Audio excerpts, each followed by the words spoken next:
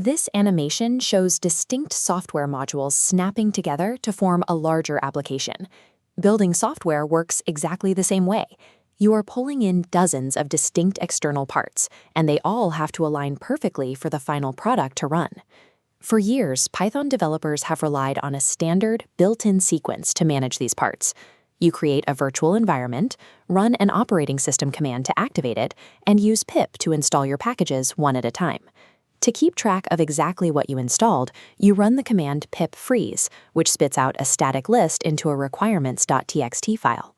If you are learning Python, running an isolated data science notebook, or writing a quick automation script, this native workflow gets the job done reliably.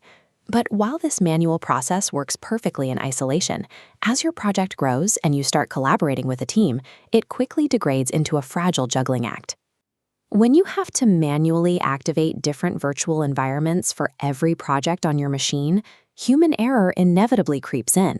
It is incredibly easy to forget the activation command and accidentally install a package globally, corrupting your operating system's baseline. Then there is the issue of tracking dependencies. Look how pip freeze actually operates.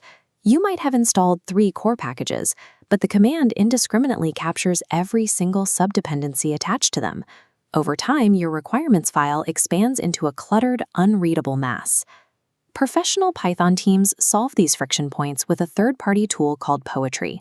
It is an all-in-one manager created specifically to unify dependency tracking, environment isolation, and package publishing into a single interface.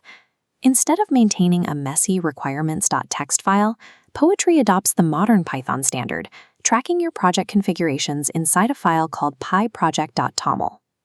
Adopting Poetry means you stop relying on human memory to manage virtual environments, shifting that burden to an automated, centralized system. This 2-column matrix compares the daily commands side by side. For environment setup, pip requires you to manually run OS-specific activation commands in your terminal. Poetry completely automates this.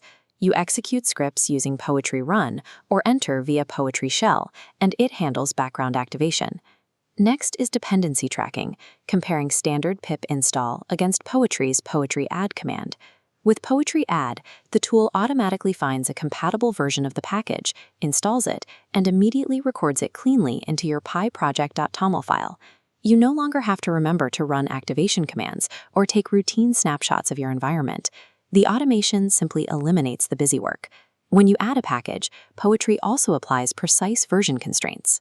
Using semantic versioning syntax, like carets and tildes, you instruct Poetry exactly which minor updates are safe to accept, preventing unexpected breaking changes. This diagram illustrates what happens during an update. Whenever you modify a dependency, Poetry reads your configuration and generates a locked static file called poetry.lock. This document automatically records the exact, precise version of every single nested package in your project. This is what creates reproducible builds. As this graphic shows, when your teammates clone the project and run Poetry install, Poetry reads that lock file to give developer A, developer B, and the production server mathematically identical environments. The native pip workflow lacks this automated locking feature, forcing teams to rely on manually generating and sharing text files to stay in sync. Guaranteed reproducible builds act as a final safeguard. The lock file ensures code that runs flawlessly on your local machine will execute flawlessly in production.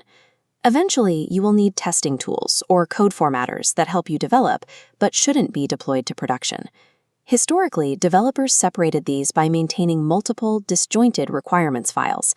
This graphic shows how Poetry resolves the issue.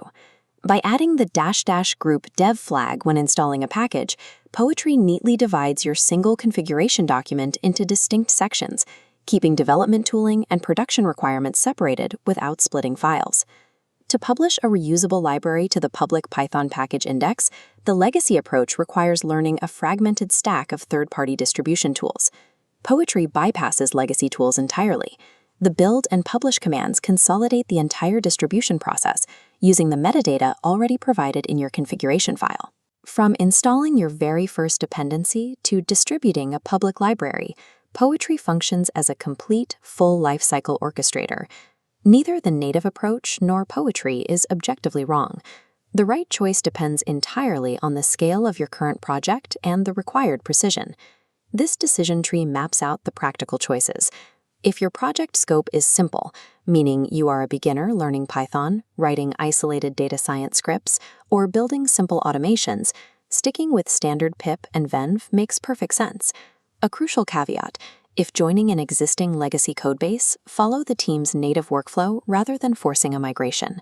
For complex applications, large teams, or critical deployments, adopting Poetry is mandatory, and for publishing reusable libraries, it is the clear choice. Poetry does demand an upfront investment to learn its new syntax.